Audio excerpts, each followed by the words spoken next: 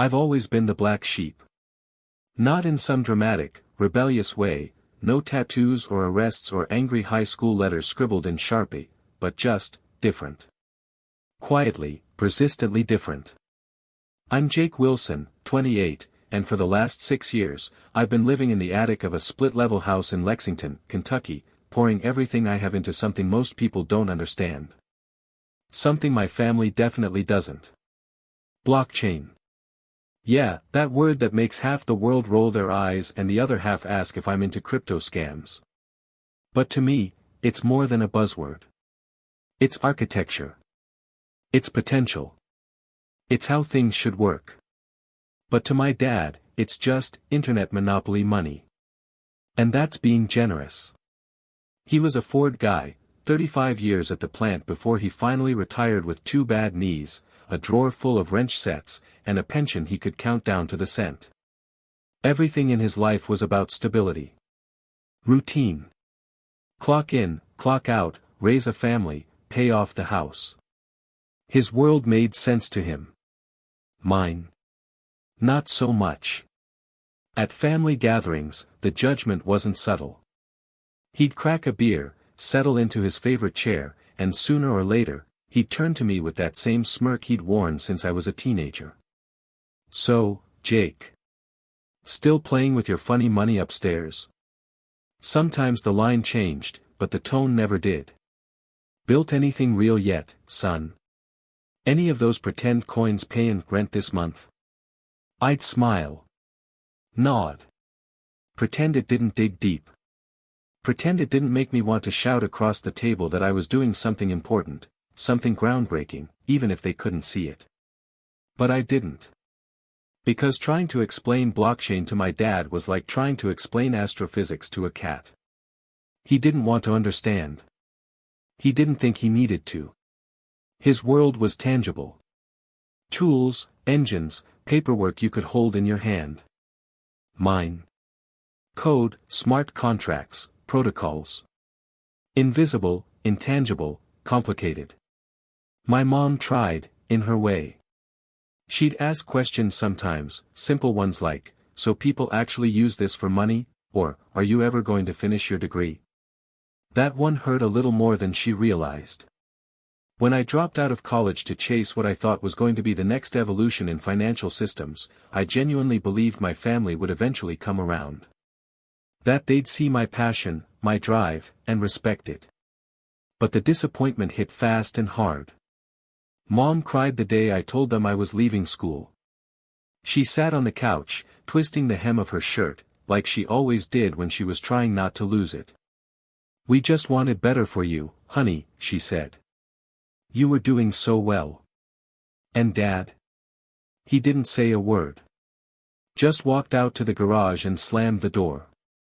Didn't talk to me for 3 months after that. Even Laura, my sister, the one person in the family I thought might get it, eventually gave up defending me.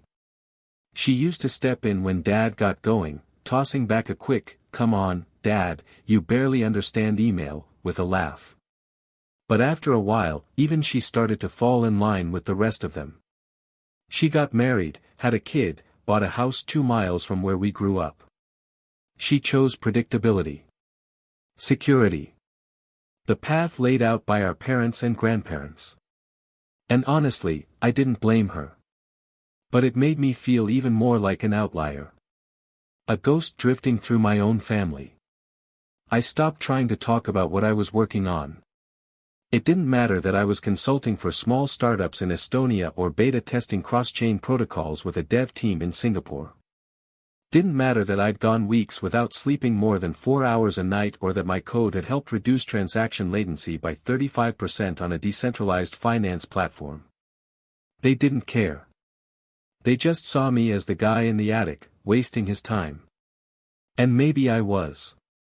There were nights I sat up there in the glow of 2 monitors, the hum of a space heater filling the silence, and wondered if I was chasing a ghost. If I'd made a mistake burning bridges and burying myself in a world that felt more digital than human. I missed things, birthdays, weddings, even my cousin's funeral.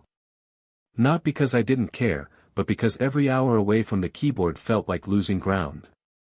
I thought that if I just proved myself, just built something undeniable, they'd have to see.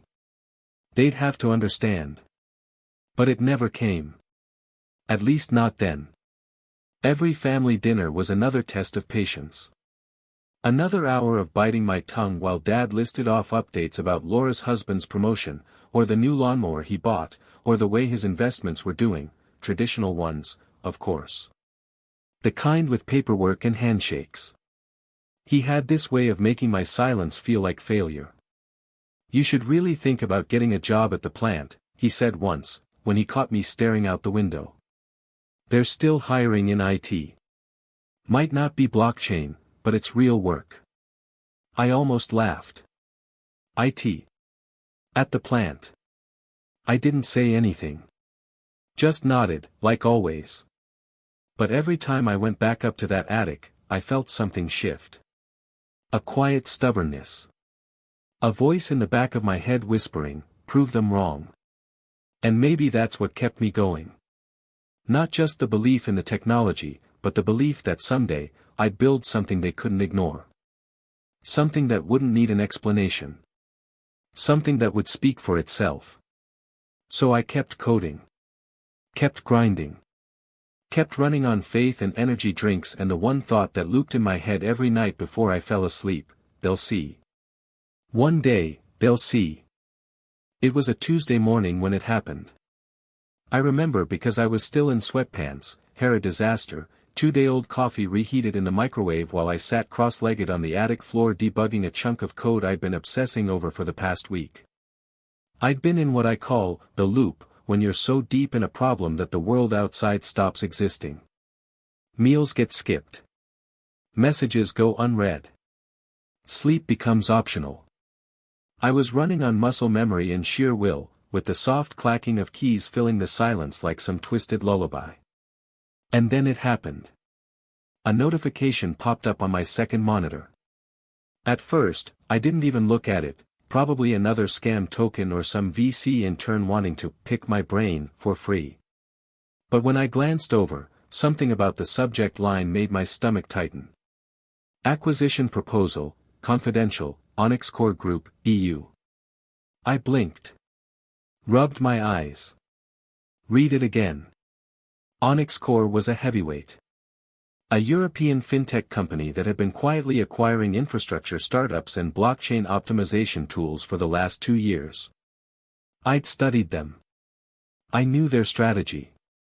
I even remember thinking, if I ever sell, that's who I'd want calling. And here they were. In my inbox. My pulse jumped. I clicked it open, trying to stay calm. The message was short, formal, and terrifyingly direct. They'd reviewed my published protocol, one I'd released under a pseudonym on GitHub, and wanted to acquire the rights. Not negotiate. Not partner. Acquire. Their opening offer. $25 million. I just sat there. Frozen. Not smiling. Not shouting. Just, still. This wasn't supposed to happen. Not yet. I had barely launched the alpha version. I hadn't even gotten around to bug reports. My internal metrics weren't complete. And yet, someone had noticed. Not just someone, them. The kind of someone that changes your entire trajectory. I reread the email 3 more times, then got up and walked around the attic like a ghost. I think I even said, "What the hell," out loud. Maybe 10 times. Eventually, I sat back down, hands hovering over the keyboard. I could already hear what my dad would say. "Oh, so someone's buying your internet money now? Must be a mistake." I tried to push that voice out of my head. I opened a new tab, pulled up my financials. Bank account, $814.49. Credit card balance, $3,109. Student loan, even after dropping out, still hanging over me like a guillotine. I'd been surviving off-contract work and thin air for months, skipping health insurance just to keep AWS bills paid. And now this? $25 million. But it didn't feel how I expected. There was no movie moment euphoria. No jumping up and down, no tears of joy. Just a slow, creeping sense of emptiness. This should have been the moment. The turning point. The vindication. All those nights alone in this dusty attic, the missed holidays, the eye rolls at family dinners, it was all supposed to lead here. But it didn't feel like a victory. It felt like standing at the edge of a cliff with no idea what's on the other side. I didn't call anyone. Not even Laura. I didn't want to hear congratulations from people who never believed in the first place. Instead, I spent the rest of the day pacing around the attic. Thinking. Debating. And by nightfall, I drafted my response, polite, cautious, professional. I thanked them for the offer, said I was open to discussion, and asked for a meeting. I didn't even tell them who I really was yet. I wanted to stay anonymous as long as I could. And then I hit send. The following days moved in a blur. NDAs. Lawyers. Zoom calls with cold, efficient suits who seemed more excited than I did. They wanted the protocol. They wanted me to consult for 2 years post-acquisition. The money? Still $25 million, with half up front and the rest over the course of the contract. It was more than fair. It was life-altering. And still, I couldn't bring myself to tell my family. What would I even say?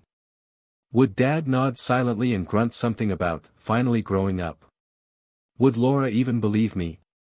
Would Mom cry again, this time out of pride instead of disappointment? I didn't know. And maybe that's what scared me most.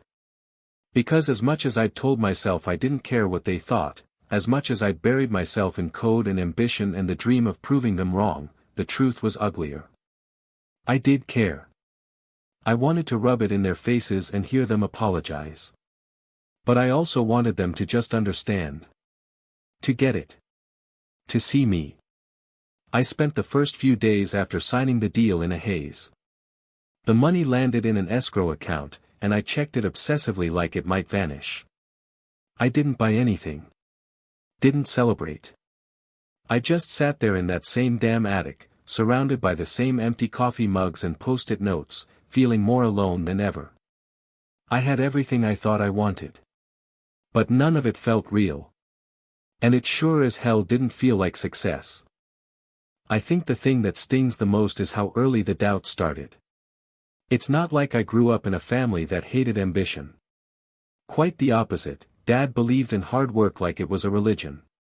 He taught me to hold a flashlight under the hood of a truck before I was tall enough to see over the engine. He showed me how to patch drywall, fix a leaky faucet, rotate tires. He raised me to be useful. But when I told him I wanted to study computer science, he didn't say much. Just nodded and went back to whatever he was doing at the time, probably balancing a checkbook or oiling a hinge. I thought that meant he was okay with it. I was wrong. It wasn't until I was already a year into college that I realized how little he thought of it. I'd come home on breaks, excited to show him things I was building, simple neural networks, Java-based simulations, a game I'd hacked together with a few friends. But his reaction was always the same, a polite grunt, a dismissive glance, then a redirect. Why don't you come help me rewire the garage lights? Or, that stuff won't help you if the power goes out. I remember once, after a particularly long explanation about a distributed computing project I was working on, he looked at me and said, "Son, nobody's gonna pay you to play on a computer all day." I laughed, thinking he was kidding. He wasn't. The truth is, I never fit into his idea of success. And once I started leaning into blockchain stuff, well, that was the nail in the coffin. He called it a pyramid scheme the first time I brought it up. Said I was chasing a fantasy. Wasting my time. "You're gonna blow your future on fake money," he told me once, shaking his head like I'd just told him I was quitting everything to join a cult. It wasn't just him, either. When I dropped out halfway through junior year, it wasn't a decision I made lightly. I was deep into the ecosystem by then, smart contracts, DeFi platforms, white papers that kept me up at night with excitement. I'd been offered a contract gig for a startup in Berlin, and it paid more in 6 months than I'd made working 3 jobs the summer before. But none of that mattered to my family. Mom cried the night I told them. Not a dramatic, shouty kind of cry. Just that quiet, wet-eyed heartbreak you never forget. Like I was throwing away everything they'd worked for. "We were so proud," she said, her voice barely audible. "Why would you walk away from something real?" Real. That word haunted me. Like what I was doing wasn't real. Like chasing down a dream that didn't fit inside their box meant it didn't count. I tried explaining. I tried breaking down what blockchain could do, how it wasn't about Bitcoin or tokens or hype. It was about rebuilding broken systems. Banking for the unbanked. Immutable data. Transparency in a world drowning in lies. But their eyes glazed over. Every time. Laura was the only one who didn't immediately pile on. At first, she just listened. She even defended me once or twice during family dinners when Dad got too smug. But over time, I saw her fall in line. She had a baby, started working part-time at a local design firm, and suddenly her priorities shifted. I became a cautionary tale. She stopped asking questions. Stopped inviting me to things unless she had to. I could feel her slipping into that same unspoken judgment the rest of the family wore like a second skin. At first, I told myself it didn't matter. That I didn't need their approval. That success would speak for itself, and one day they'd have no choice but to see. But the truth? It got to me. Every ignored message. Every time they'd post a photo online of a birthday party or cookout I hadn't been invited to. Every subtle jab at Thanksgiving. It chipped away at something. And no matter how much I tried to bury it in work, it was always there. I started lying by omission. When a company asked me to lead a protocol audit, I didn't tell anyone. When one of my projects got featured on a developer blog, I kept it to myself. I stopped trying to share wins because all it ever got me was silence, or worse, thinly veiled condescension. It wasn't just the distance. It was the way they clung to their version of the world like it was the only one worth living in. In their eyes, if you weren't clocking in, putting on a uniform, and shaking hands with your boss once a year at a company barbecue, you were failing. There was no room for dreamers. No room for builders. And definitely no room for guys who lived in attics writing code that no one in their zip code could understand. So I stayed quiet.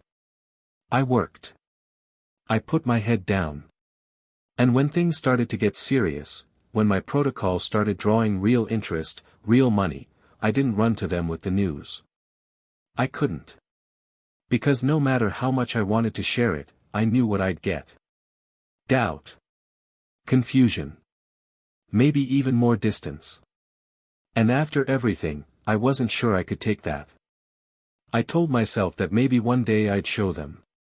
That when the dust settled, and they realized what I'd built, they'd finally look at me differently. Not like the dropout. Not like the kid who threw away a degree. But like a man who saw something no one else did and made it real. That day wasn't here yet. But I could feel it getting closer. Everything changed the day the white paper went live. I didn't expect it to. It wasn't some grand launch with champagne and press releases. It was just a PDF. 36 pages of raw technical obsession, dropped into a developer forum I'd been posting on for years. I hit publish at 2:43 a.m., then sat back in my chair, too wired to sleep and too drained to keep working. I didn't expect much. A few comments, maybe some technical feedback. That's how it usually went. Instead, my inbox exploded. It started with a handful of devs asking clarifying questions. Then a couple of investors. By the next day, I had 12 meeting requests from people with email addresses I recognized from major VC firms. Andreessen. Paradigm. Some I'd only seen quoted in articles. By the end of the week, I was fielding calls from investors in New York, London, Berlin, Singapore, some offering praise, some offering cash, all offering their time. Most were full of the usual lines, "We see potential here," or "You've built something lean and elegant," but one guy from Copenhagen said it best. "This doesn't just fix a problem," he told me, "it solves something the rest of us stopped trying to fix years ago." That hit me.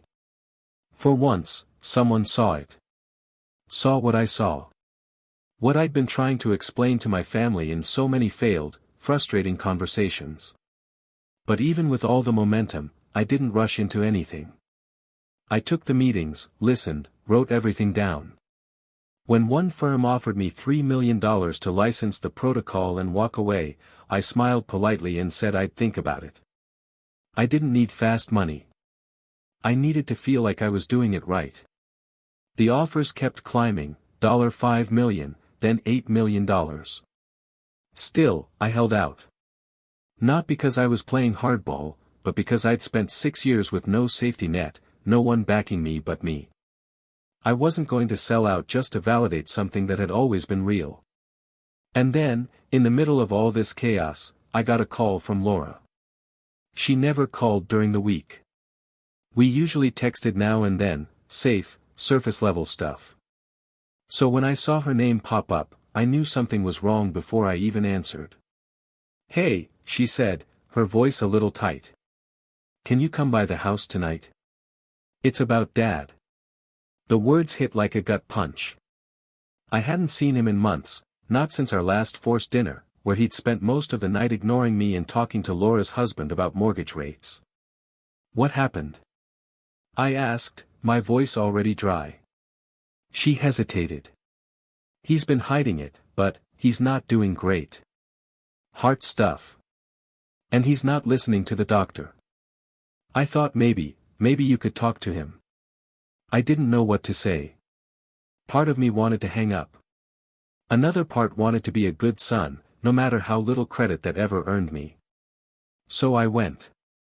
Dad was sitting in his recliner when I walked in, looking smaller than I remembered. Less fire, more fatigue.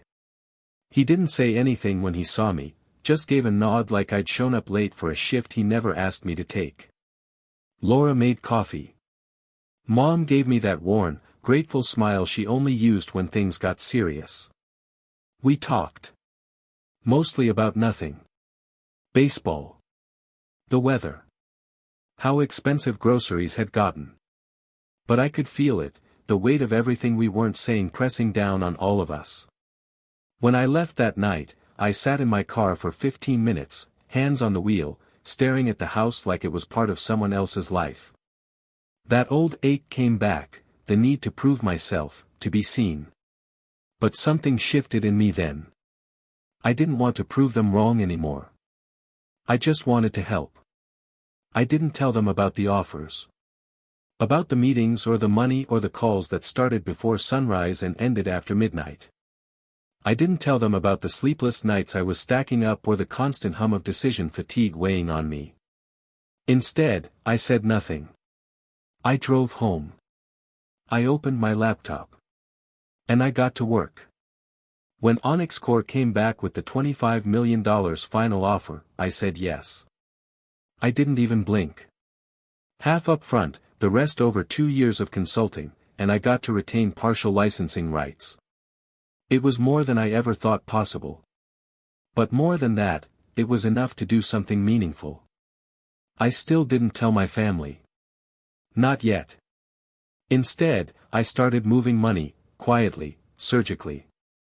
I set up a private trust to pay off the hospital bills my dad had racked up from skipping appointments and ignoring prescriptions. I contacted a lawyer and saved the deed to my grandfather's farm, which was inches from foreclosure. I paid the back taxes and created a non-profit shell company to absorb the ownership under a preservation grant. No one knew it was me. And I wanted to keep it that way. It wasn't about recognition anymore. It wasn't even about pride. It was about stepping in when no one else could, doing the things they never thought I was capable of. The irony wasn't lost on me. The dropout. The kid in the attic. The one chasing fake money. And now, I was the only reason things weren't falling apart. I didn't feel like a hero. I just felt tired.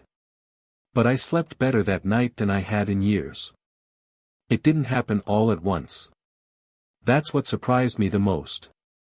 There was no dramatic reveal, no movie-style family dinner where I stood up and announced I was a millionaire. No gasps. No slow claps. Just a slow, quiet shift, like a fog finally starting to lift after years of everyone pretending it wasn't there. The first hint of it came from Laura. It was a Thursday evening when I called her. I hadn't planned to say anything. I just wanted to hear her voice, maybe talk about Dad's next appointment, but something in me cracked. Maybe it was the way she sounded tired, or the silence that stretched a little too long when I asked how things were going. Maybe I was just done hiding. "I need to tell you something," I said. She hesitated. "Okay." And so I told her. About the sale. The consulting deal. The anonymous help. The trust that paid for Dad's care. The farm. She didn't speak for a full 30 seconds. When she did, her voice was quiet. "Jake, why didn't you say anything?" "Because I didn't want the money to be the reason anyone gave a damn about me." Another silence. Then she said, "I always gave a damn. I just didn't know how to show it anymore." I felt something tighten in my chest, guilt, maybe. Relief. The kind that sneaks up on you when you've been carrying weight for so long, you forgot what it felt like to breathe. She promised not to say anything, and for a while, she didn't. But something changed after that. I noticed it when I came by for a cookout the following weekend. Dad didn't call me internet money boy. He didn't say much at all, really. Just nodded at me once across the yard and later handed me a beer like nothing had ever been wrong. That was enough. And then came career day. Laura asked me if I'd come speak to her daughter's class. They were doing a thing where parents explained what they did for a living. She said I didn't have to, but the way she said it, I could tell it mattered to her. And honestly, something about standing in front of a room full of kids who hadn't been trained yet to judge or dismiss felt like the right kind of terrifying. I wore jeans and a hoodie. No blazer. No slides. Just me and my voice. I talked about code. About building things that don't exist yet. I asked the kids how they'd solve problems if no one told them how, and one of them raised their hand and said, "Isn't that kind of what magic is?" I laughed. Yeah. Exactly. Laura was in the back of the room. So was Dad. I didn't even know he was coming until I looked up halfway through and saw him standing there, arms crossed, the same old look on his face.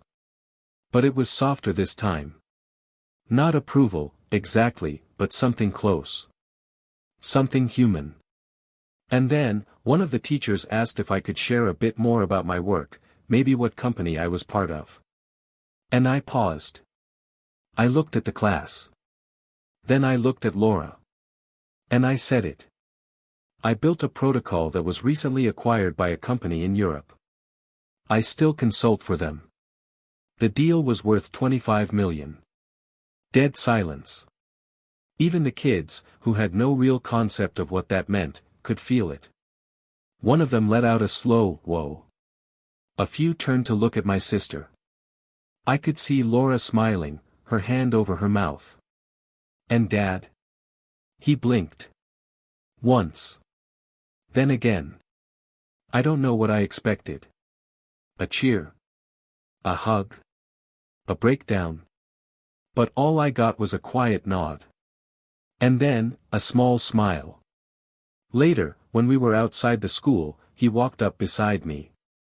We stood there for a minute, both watching cars pull out of the lot, neither one of us speaking. Finally, he said, "I read some article the other day. About blockchain. I think I get it now. Kind of."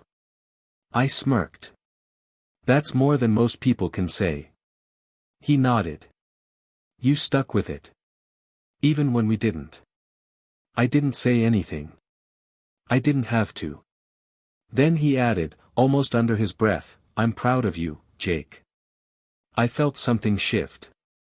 Not dramatically. Just a quiet settling inside of me. Like a bruise that had finally stopped aching.